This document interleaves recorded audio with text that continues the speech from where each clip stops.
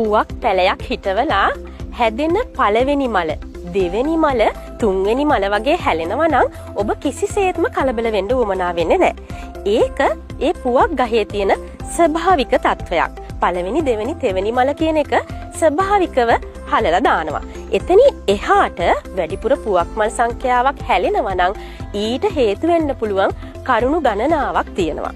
එකක් තමයි සමහර වෙලාවට පුවක් මල් හැලෙනවා කළු පාට වෙලා කුණු වෙලා වගේ. එහෙම වුණොත් අපි සැලකිලිමත් වෙන්න ඕනේ මේ පුවක් භෝගයට යම් කිසි රෝගකාරී තත්වයක් ඇති වෙලාද කියන කාරණාව ගැන.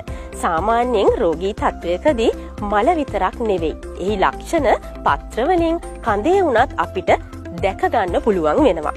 ඒ විතරක් නෙවෙයි.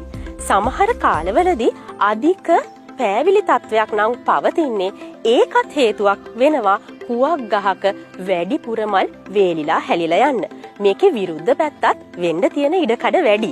සාමාන්‍යයෙන් පුවක් ගහට අවශ්‍ය පමණට වඩා වතුර රැඳිලා තියෙනවා නම් ඒකත් හේතුවක් වෙන්න පුළුවන් මේ පුවක් ගහේ මල් ටික හලලා දාන්න.